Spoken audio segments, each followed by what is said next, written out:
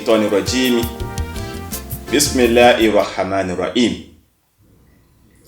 Mo kí gbogbo ẹ̀yin ọmọ ìyá wa nínú Islam pé assalamu alaikum wa rahmatullahi ta'ala wa barakatuhu. Al-Qur'an al-Karim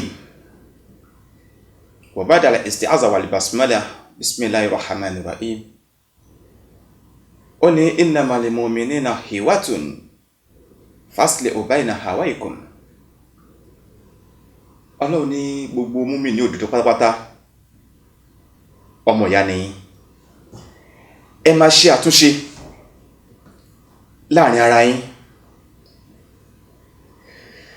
Tí gbogbo àwa mùsùlùmí lénìí tá bá wá wo àwùjọ wa lórí social media káàkiri, ẹ rí pé ọ̀rọ̀ Islam ó ti wá di ohun tí a fi ń ta tẹ́tẹ́, gẹ́gẹ́ bọ́lọ́run ṣe sọ ní Al-Qur'an ni pé alladhina ta'asun dinahum lawan wa la'iban wa garratihum al-hayatu dunya falyawma nadha'uhum kama nadha'u liqa'a yawmihim asa ma kanu bi ayatina yajhadun. Al-Qur'an ní orí àwọn ẹni tí wọ́n mú ẹ̀sìn wọn láwẹ́wà, tí wọ́n gbá ẹ̀sìn wọn mú, tí wọ́n mú láwàdà. Garratihum al-hayatu dunya, torí ìtànjẹlé ayé yìí ni o. Mo fẹ́ káyé mọ̀ mí, wọ́n wá mú ẹ̀sìn wọ́n sọ di ọ̀rọ̀ bàbá sùwé àti Latin àti lúkúlúkú láyé ọjọ́ kìíní àná. Ìjọ yẹ kó rí bẹ́ẹ̀. Al-Qur'an ní falyawma nansahum, ọjọ́ kan ń bọ̀ tẹ́mi Ọlọ́run wọn gbàgbé wọn. Kama nasu'u liqa'a yawmihim asa ma kanu, gẹ́gẹ́ báwọn náà ṣe gbàgbé mi Ọlọ́run tí wọ́n mú ẹ̀sìn mi Ọlọ́run tí wọ́n mú láwàdà. Tàbá wá ní ká fi wèrè lẹ̀ kó sì kú ìyá ẹ̀, yóò ṣe é ṣekúṣe. Gbogbo àwa àlùfáà yanyan, àgàgà àwa ọ̀dọ́ àfáàsìn táwọn wò pé ọ̀nà wo la lè gbé gbà tèmi náà fi lè lórúkọ táwa ń purọ́ mọ́ Islam. Ẹ jẹ́ n dárúkọ, ẹ jẹ́ kí n gbé látorí àlùfáà wa Imran Eleha, ẹ jẹ́ kí n gbé látorí ṣéwà kí ó gba gold lọ́yọ̀ state, ẹ jẹ́ kí n gbé lórí Alfa Saheed Shittu, ẹ jẹ́ kí n gbé lórí Alfa Ọ̀kanlọ́mọ, ẹ jẹ́ kí n gbé lórí Alfa Abdulhakimi Kutubi, ẹ jẹ́ kí n gbé lọ́dọ̀ Alfa Alalukurani. Kárí gbogbo èèyàn àfá bẹ́ẹ̀ táwọn wò yín lórí social media tẹ́sìn wá di rúdurùdu, kódà tó fi mórí ọmọ kékeré kan náà tó yẹ kó wà nílé kéwú kí ẹ̀kọ́ ẹ̀sìn kó yìí máa mú lọ́nà tóun náà ń dá sọ̀rọ̀ ìyẹn Yahya Al-Gambari. Gbogbo tó yà mí lẹ́nu pé gbogbo yìí làwọn èèyàn ń wò lórí íńtánẹ́ẹ̀tì wípé ẹ̀yin lẹ gbé Islam tó lé ní, ẹ̀yin làwọn èèyàn ń wò ẹ fẹ́ bàṣẹ tàná jẹ́. Ṣùgbọ́n kọ́kọ́ ìmọ̀ràn tí mo fẹ́ fún yín, ṣé mo ti dárúkọ Ọ̀kanlọ́mọ l'Amẹ́ríkà? Àfáà dáadáa ni àfáà Ọ̀kanlọ́mọ l'Amẹ́ríkà. Bẹ́ẹ̀ bá lẹ́yìn tó ṣẹ̀yìn náà wà nínú gbogbo àwọn tí mo dárúkọ yìí. Gbogbo yín pátápátá, ìmọ̀ràn kan tí mo fẹ́ gbà yín ni pé Al-Qur'ani ó ní aina tas'ab in huwa illa zikru lil alamin. Ibo là ń lọ? Qur'an ló béèrè bẹ́ẹ̀ kìí ṣe mi o, pé aina tas'ab, ibo là ń lọ, ibo lẹ́ ń lọ. Ṣé lórí kí Islamu lè dalẹ̀ ń lọ ni àbí lórí kí Islamu lè bàjẹ́? Ṣùgbọ́n ẹ jẹ́ kébì fún yín lésìn, ẹ sí lójú ọ̀nà kí Islamu dá. ẹkún tó ń pa wá níbi tá a jókòó sí tí bànújẹ́ ń bá wa wípé báwo ni Islam yìí báwo ló ṣe fẹ́ dá lọ́wọ́ wa, ibi táwọn bàbá yìí fi àná sí,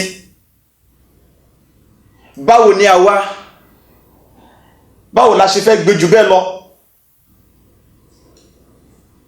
Ṣé nǹkan tó yẹ ká máa rán làárọ̀ yìí? Saheed Shittu ń pariwo mosque, mo kọ́ mosque mi nìbàdàn, mosque mi ìjọ wo la bẹ̀rẹ̀ náà? Ọ̀kan lọ́mọ náà pariwo èmi náà lẹ́stéètì n'Abẹ́òkúta mo kọ́ mosque síbẹ̀. Àìlójútì ni. Ọ̀kan náà sọ Al-Kutubi wọ́n fún mi ní 100,000 bí tí mo wà yìí, màá donate ẹ̀ lọ sí ọ̀dọ̀ Shittu nìbàdàn, mọ́ṣáláṣí save your soul. Aláìlójútì ni wá. À ń yẹ̀yẹ́ Islam, à ń tàbùkù Islam. Tí ò bá wá fẹ́ yẹ pé ń tàbùkù Islam. Years back, Adébóyè dúró, Pastor Adébóyè, kọ́lọ́n tó bá mi ṣàlékún dáadáa, kọ́lọ́n bá mi ṣàlékún ẹ̀mí gígùn fún bàbá yìí. Is a one of role model torí Pastor Adébóyè. Ó dúró lórí níwá láwùjọ àwọn ọjọ́ tiẹ̀.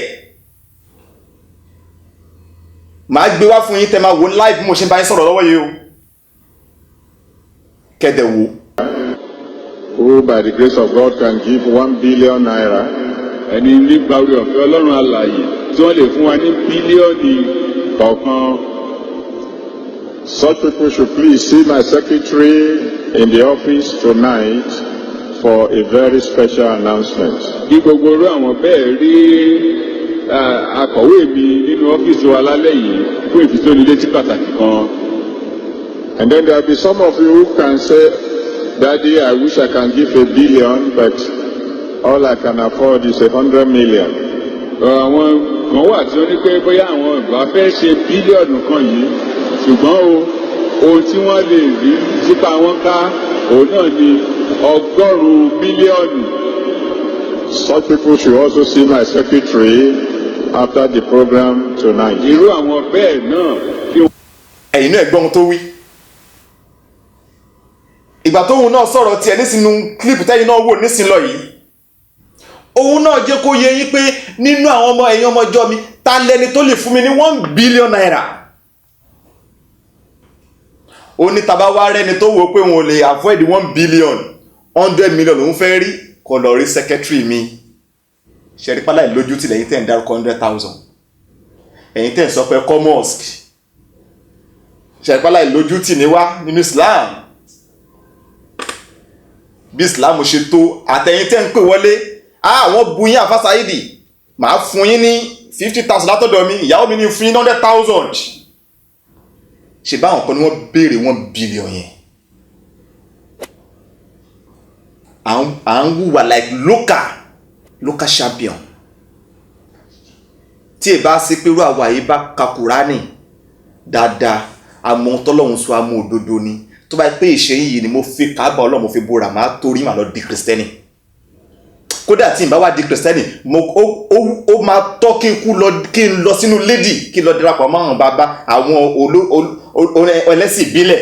Tó bá jẹ́ pé wà àti yìí ni bí Kùránì ṣe sọ pé laqad kana lakum fi rasulillahi uswatun hasanah. Wallahi mo fi Káàbà Ọlọ́run mo fi búra. Ẹ gbogbo Nàìjíríà, àwọn pásítọ̀ ló jet. Wọ́n ń gbé estate tó dáa. Wọ́n wà ní estate, wọ́n wà ní bẹ́bá dé Banana Island, ẹ bá pásítọ̀ ńbẹ̀. Bẹ́bá dé Lekki, ẹ bá pásítọ̀ ńbẹ̀. Bẹ́bá dé Gbóní, Ngbola Tulu, FGC, Magodo, Ajawa Estate. Láwọn àdúgbò tó wà well okay ní Lagos State ń bí, even l'Abuja.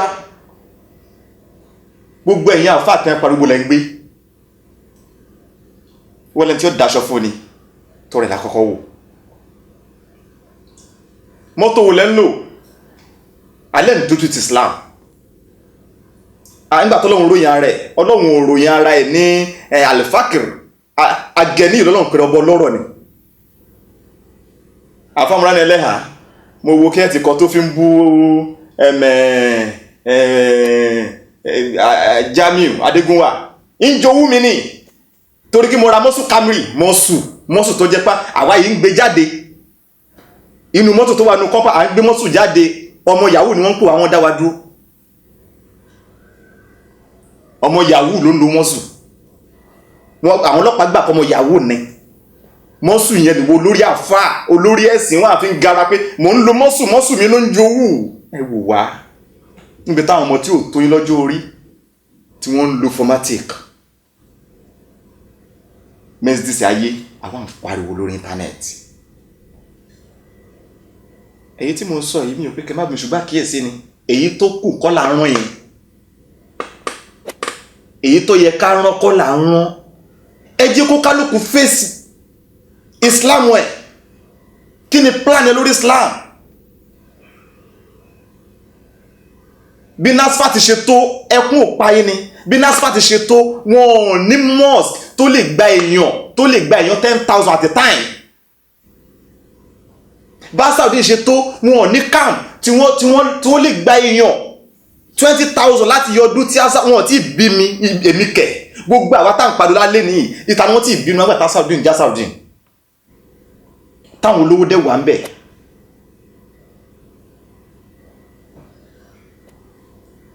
wọn ò tí bí wa láti gbàtà Saudi ti ń já Saudi níbọ̀ àwárí camp Ansarudeen tó jẹ́ pé a lè sọ pé ó gba 20,000 èèyàn tó jẹ́ mosque wọn wọ́n fi àǹfùsì kan afala tó bó sí o.